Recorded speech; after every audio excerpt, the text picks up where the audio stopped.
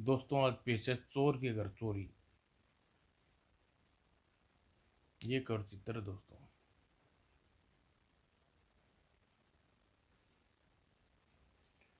मोहन उर्फ मोनी को चोरी के आरोप में 6 महीने की सजा हुई। आज उसकी रिहाई का दिन था। हाँ, आज 6 महीने बाद एक बार फिर आज़ादी से फिजा में सांस लूंगा। आज तुम रिहा कर दिए जाओगे मोनी।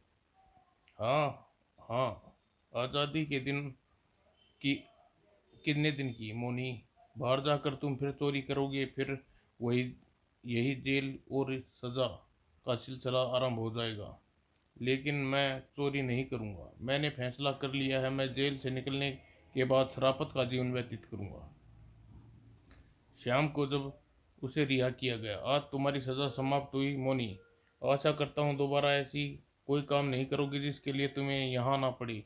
मैं यहाँ कभी नहीं आऊँगा जेलर साहब। और जेल से बाहर निकलकर उसने आज़ादी की खुशी में एक लंबी अंगड़ाई ली। आज़ादी से बड़ी कोई नेमत नहीं। नमस्ते सेठ जी, क्या बात है? कोई नौकरी मिलेगी? नौकरी? ओह, तो चोरी करने के लिए तुमने मेरी दुकान में ताड़ा है। चलो भाग जाओ यहाँ से दूसरी जगह। जाओ जाओ, अपना काम करो। तुम जैसे चोर को कौन नौकरी देगा? एक जगह तो हद हो गई। चल भाग यहाँ से चोर कहीं किया। एक सप्ताह हम पूरे शहर में नौकरी की तलाश में घूमते, लेकिन अपमान के सिवा कुछ हाथ नहीं लगा। कोई मानने के लिए तैयार नहीं हुआ कि मैं एक शरीफ आदमी बनने का निर्णय कर चुका हूँ। एक शाम, ओए मोनी, जेब में पैसे हैं या आज फिर द्वार की रोटी खाने आ गया? पैसे पैसे तो नहीं है। पैसे नहीं है तो फुट यहाँ से। मैंने कोई धर्मशाला नहीं खोल रखी, रोज रोज मुफ्त का खिला सकता हूँ। उधार तो खिला सकते हो। नहीं, चोरी के साथ उधारी भी नहीं चल चोरों के साथ उधारी नहीं चलता। मेरा माल जाकर कल तू जेल चला जाएगा, फिर कैसे किसे पकड़ूंगा? भाई निकल यहाँ से। ठीक है। वो ढाबे से बाहर, बड़ा अपमान हुआ तेरा मुनी। अरे जोगी तू? जोगी का पेशा चोरी चपारी था। हाँ यार, मैंने सुना है चोरी से तौबा कर ली है और आज हलाल की कमाई खाने के लिए चक्कर में खाता फिर रहा है। ठीक सुना तूने। जोगी उसे रेस्टोरेंट में लिया। हम दोनों दोस्त तो नहीं हैं, लेकिन हम पेशा होने के नाते मेरा फर्ज है कि तेरी भूख मिटाऊं। बोल क्या खाना खाएगा? कुछ भी खिला दे। जोगी ने खाना मंगा लिया। मोनी, हम जैसे बदनाम लोगों को नौकरी नहीं मिल सकती। तू बेकार में ही अपना समय नष्ट कर रहा है। अगर तू शराफत से जीना चाहता है तो ये कारोबार करने की सोच। अपना कारोबार, लेकिन उसके लिए पैसा कहाँ से लाऊं? चोरी करके? नहीं नहीं, मैं चोरी नहीं करूँगा। तो फिर जीवन भर जूते चटकाता रहेगा और जूते ही खाता रहेगा। देख मेरी बात ध्यान से सुन। एक बार कोई बड़ा हाथ मार ले, लाख 2 लाख तेरे पास होंगे तो कोई भी शराफत का धंधा करके बैठ जाओ। लाख 2 लाख? हाँ, मेरे पास एक प्लान है। अगर तू मेरा साथ दे तो हम दो एक ही बार में 2-3 लाख इकट्ठे ठंडे कर लेंगे और फिर दोनों चोरी का धंधा छोड़कर किसी दूसरे शहर में चलकर शराफत से रहेंगे, कारोबार करेंगे। अपने कमरे में आकर मोनी सारी रात सोता रहा। जोगी की बात में सच्चाई थी। नौकरी मुझे मिलेगी नहीं और कुछ ही दिनों में भूखे मरने की नौबत आ जाएगी। इससे तो बेहतर यही होगा कि आखिरी चोरी कर ली जाए। अगले दिन दोनों वह जोगी से मिला। मैं तेरी बात मानने का निर्णय कर लिया जोगी साहब। बस। जोगी उसे अपने कमरे में लिया। देख, एक 7 मंजिला इमारत है। 7वीं मंजिल पर एक फाइनेंस कंपनी का दफ्तर है। दफ्तर में लोहे का एक सेफ है जिसे हर समय 3-4 लाख रुपया रहते हैं। रात के समय दफ्तर में घुसकर तिजोरी साफ कर सकते हैं, लेकिन भीतर कैसे जाएंगे? वह 6 मंजिला एक दूसरी इमारत है। दोनों इमारतों के बीच में 8 फुट की दूरी है। इस इमारत की छत के सामने वाली 7वीं मंजिल की खिड़की, बिल्कुल इस छत पर हम फाइनेंस कंपनी के दफ्तर की खिड़की तक पहुंच सकते हैं। लेकिन बीच की 8 फुट की दूरी कैसे पार करेंगे? ऐसे मैंने सारा प्रबंध कर लिया है। सामने वाली इमारत की छत पर हम एक लंबा तख्ता दफ्तर की खिड़की तक पहुंचाकर पुल बना देंगे। और 6 मंजिला इमारत की छत से कैसे पहुंचा जाए? क्या वहां कोई खतरा नहीं है? नहीं, इमारत की छत पर का दरवाज़ा नहीं है। और 5वीं मंजिल पर मेरा एक जानकार रहता है, उसकी मदद से हम छत पर पहुंच सकता हूँ। यही तो बिल्कुल सीधा सा प्लान है जोगी। यह काम तू अकेला भी कर सकता है, फिर मुझे पार्टनर क्यों बनाया? इसलिए कि तिजोरी तोड़ने का अनुभव नहीं है। तू हर बार की तरह तिजोरी खोल सकता है, दफ्तर में रखी तिजोरी तुझे ही खोलनी होगी। अगली रात दोनों 6 मंजिला इमारत की छत पर पहुंचे। वह सामने वाली खिड़की तक पुल बनाना होगा। अगर तख्ता खिसक गया तो जान भी जा सकती है। मान पाने के लिए खतरा उठाना पड़ेगा। चल काम करते हैं, संभल कर। बन गया काम। पहले तू जाकर खिड़की खोल, तेरे भीतर आने के बाद मैं आ जाऊंगा, ठीक है?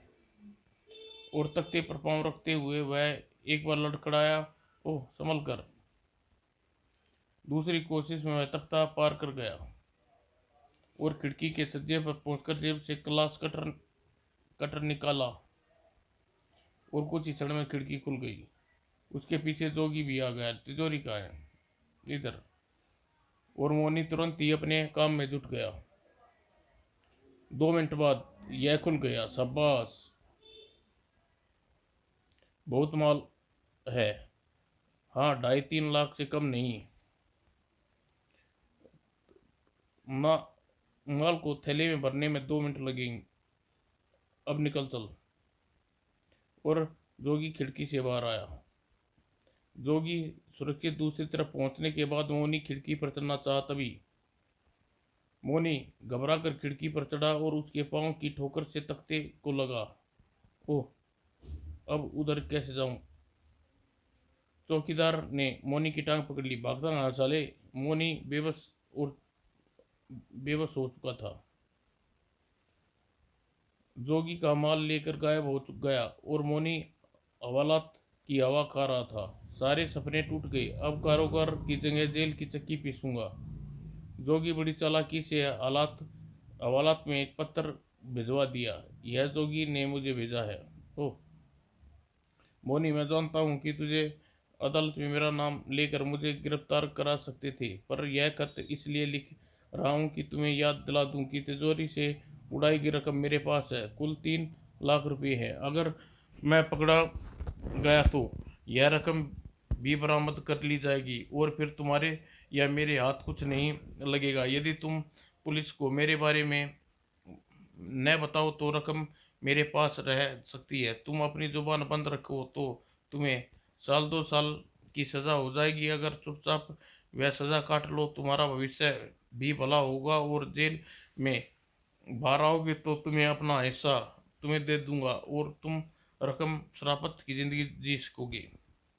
मोनी जोगी का मशवरा मान लिया और जुबान बंद रखी। बताओ वह रकम कहाँ है? मैं नहीं जानता। पुलिस स्टेशन के सामने उसने अब मुंह नहीं खोला। बताओ, मुझे नहीं पता। पुलिस किसी भी तरह उसे रकम का राज मालूम न कर सकी, अतः अदालत में उसे सजा सुनाई। यह अदालत में 2 वर्ष की कड़े कारावास की सजा सुनाती है। जेल में रहकर यह 2 वर्ष का समय एक एक पल गिन कर बिताया। अभी तो 100 दिन हुए हैं। आखिर 2 वर्ष बाद सजा काट कर जेल से बाहर आया। पहले जोगी से अपना हिस्सा वसूल कर लूं, फिर शहर को हमेशा छोड़ दूंगा। वह जोगी के मकान में गया। जोगी 2 वर्ष पहले मकान मुझे बेच गया। मकान बेच गया? इसका मतलब जोगी वह शहर छोड़कर भाग गया और मेरे साथ धोखा किया। लेकिन मैं उसे ढूंढ निकालूंगा, उसे अपने हिस्से की रकम वसूल लूंगा। 1 सप्ताह तक जगह जगह ठोकरें खाने के बाद आखिर जोगी का पता मिल गया। जोगी यहाँ भावनगर चला गया। वहाँ अपने एक शराब खाना खोल लिया, खूब पैसा कमा रहा है।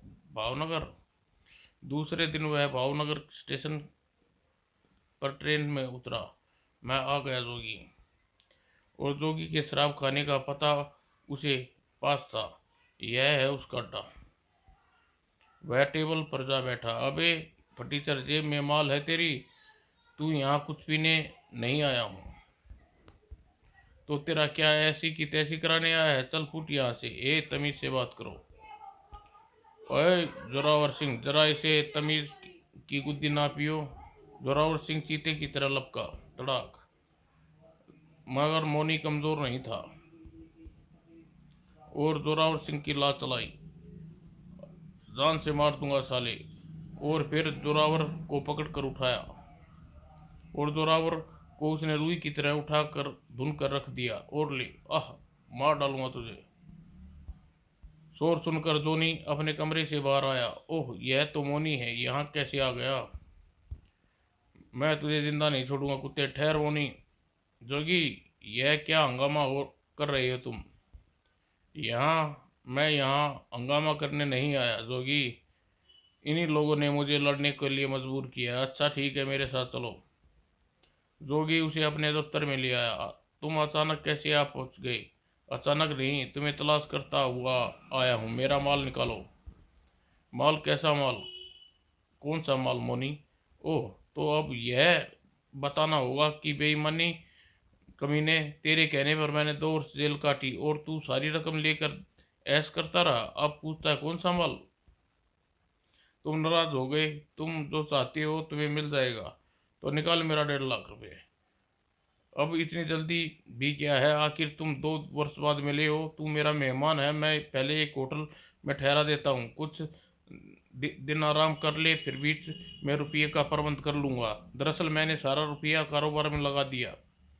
मोनी शांत हो गया। जोगी उसे ठहरने का प्रबंध एक होटल में कर दिया। मोनी के हाथों पिटने वाला बदमाश अभी तक शराब खाने में बैठा था। जोरावर सिंह तो बड़ा अपमान हुआ।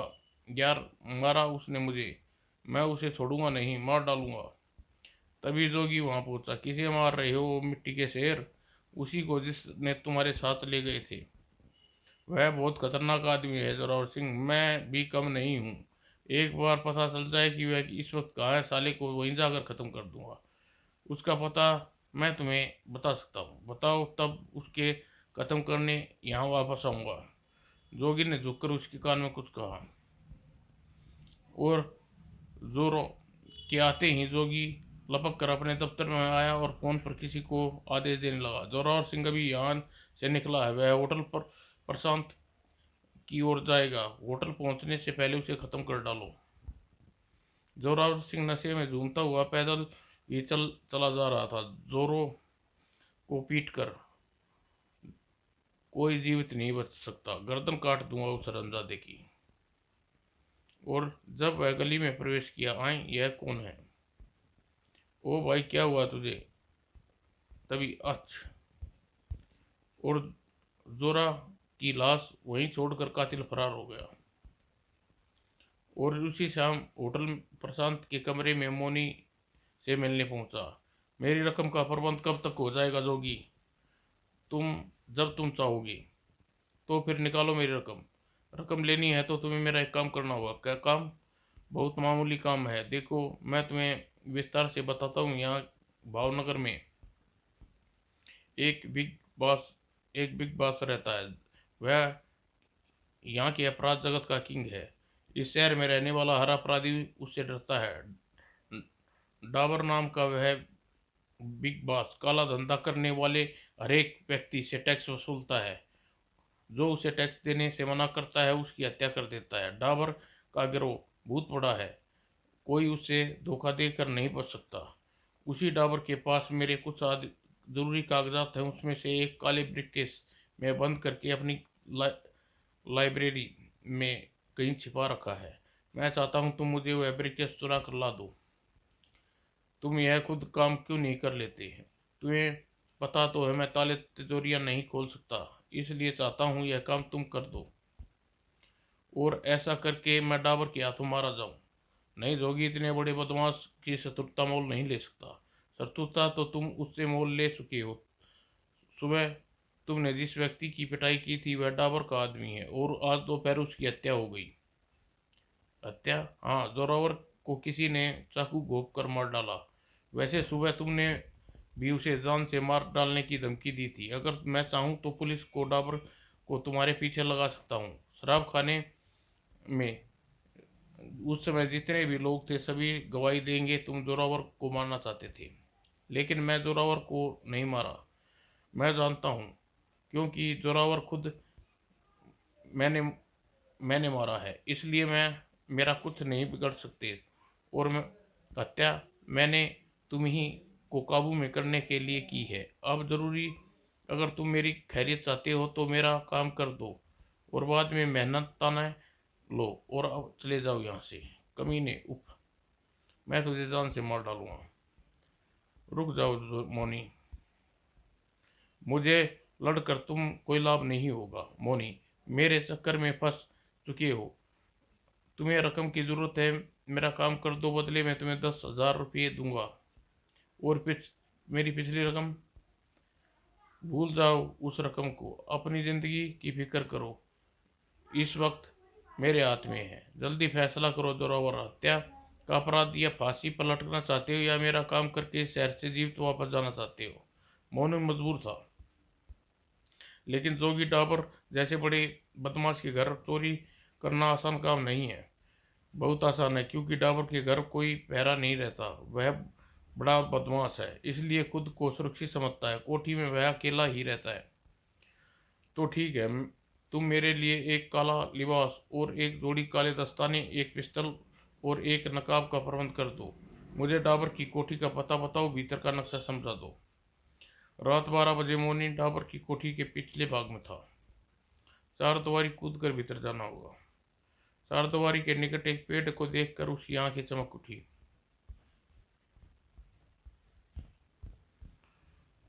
उसे अपनी जेब से नकाब निकाली और उस चेहरे पर चढ़ाने लगा। पेड़ पर चढ़कर चार दीवारी तक पहुंचा और भीतर लान में कूद गया। कुछ क्षण वहीं बैठा रहा। जोगी ने बताया था कि लाइब्रेरी ऊपरली मंजिल पर है। उसकी एक खिड़की कोठी के पिछवाड़े भाग में खुलती है और पिछली तरफ पहुंचकर यह पाइप ऊपरली मंजिल तक पहुंचा देगा। और खिड़की के रास्ते बाथरूम में पहुंचा। शुक्र है यहाँ कोई नहीं है। कमरे को पार करके बाहर निकला, यही लाइब्रेरी। और भीतर अंधेरा था, लेकिन खिड़की से आने वाले प्रकाश के कारण सब कुछ देख सकता था। अंधेरे में उसने लाइब्रेरी की तलाश आरंभ कर दी। यहाँ तो नहीं है। और फाइल कैबिनेट वाला ताला खोलने की उसे कुछ क्षण लगे। यहाँ तो सिर्फ फाइलें हैं। उसने शेष अलमारी को देख डाला। ब्रीफकेस कहीं नजर नहीं आ रहा। जोगी ने कहा था कि उसे छुपा कर रखा है। कहाँ?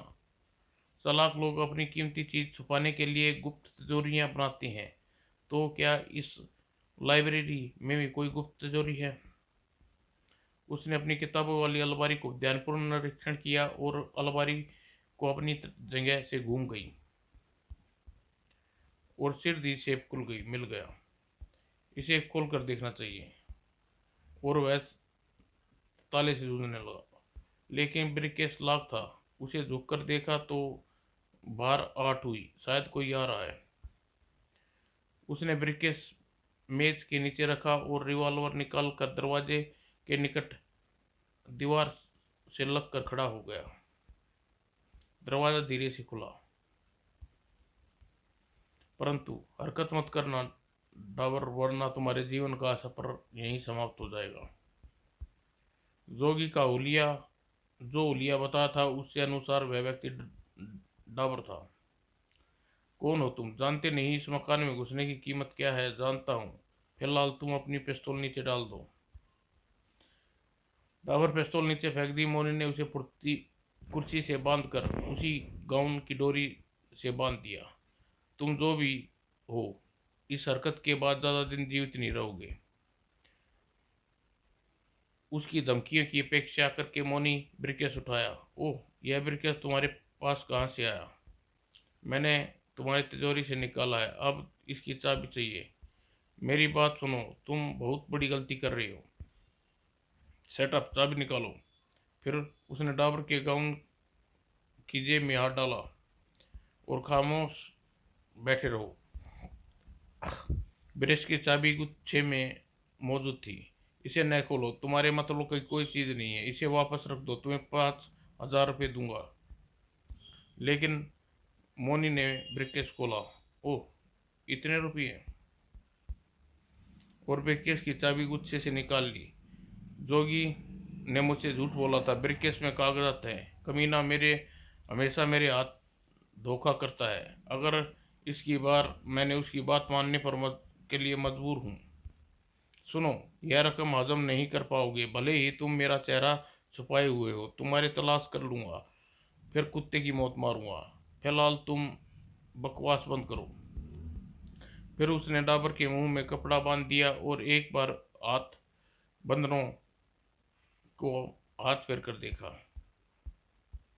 अब तुम हिल सकते हो, न शोर मचा सकते हो। ब्रीफकेस उठाने के बाद अलमारी से 2 किताबें उठाई। मुझे किताबें पढ़ने का शौक, इसलिए इसे ले जा रहा हूँ। और डाबर की कोठी से निकलकर सुरक्षित अपने होटल कमरे में पहुंच गया और सबसे पहले कपड़े बदल डाले। अब जोगी को फोन करता हूँ। जोगी वहां पहुंचा। अरे, तुमने तो कपड़े भी बदल लिए। यह ब्रीफकेस, यह मेरा ब्रीफकेस है। और बेड के नीचे दूसरा ब्रीफकेस निकाला। यह लो, मैंने तुम्हारा काम कर दिया, देख लो इसमें कागजात हैं या नहीं। यह मैं घर जाकर देख लूंगा। जोगी ने ब्रीफकेस अपने कब्जे में लिया। यह तुम्हारे 10,000, और बेहतर यह होगा तुम तुरंत यह शहर छोड़ दो, मेरा भी यही विचार है। ओके, मैं चलता हूँ, गुड लक जोनी। और मोनी के जाते ही डाबर स्वयं को आज़ाद करने के लिए संघर्ष शुरू कर दिया। अनाड़ी था शायद, रस्सी को ढीली बांध गया। कुछ देर में अपने आप को बंधन खोल लिए और फोन की ओर लपका। और 10 मिनट के अंदर खूंखार बदमाशों का पूरा दल। उसके चेहरे पर नकाब चढ़ा था और काले लिबास, हाथ काले दस्ताने। मैं उसे पहचान तो नहीं सका, लेकिन तुम लोग उसकी तलाश करोगे। लेकिन बॉस, तभी फोन की घंटी बजी। डाबर ने फोन उठाया। एक पुरुष का था। मिस्टर डाबर, मैं आपको एक सूचना देना चाहता हूँ। कुछ देर पहले तुम्हारी कोठी के निकट से गुजर रहा था तो मैंने एक रैम्बो बार के मालिक जोगी को दीवार कूदकर कोठी से निकलते देखा। उसके हाथ में एक काला ब्रीफकेस था। वह काफी घबराया हुआ लग रहा था। जोगी। फिर कोठी से 2 गाड़ियां आंधी तूफान की तरह निकली। उधर अपने बेडरूम में पहुंचकर जोगी ब्रीफकेस का ताला तोड़ डाला। अब मुझे जीवन भर कुछ करने की जरूरत नहीं रहेगी। ब्रीफकेस खोलते ही उछल पड़ा। अरे, यह क्या! घबरा कर उसने दूसरे सामान को देखा। किताबें, दस्ताने, पिस्तौल। तभी डाबर की नजर बेड पर पड़े सामान पर गई। उसकी आंखें खून उबल उठ आया। जोगी हरामजादे, मेरी बात सुनो डाबर। लेकिन दाएं दाएं दाएं। मोनी इस वक्त ट्रेन में यात्रा कर रहा था। वह धोखेबाज अब अपना अंजाम पर पहुंच चुका होगा। अब एक नए जीवन की शुरुआत करता हूँ। नोटो बराबर केस उसके गोद में था। समाप्त।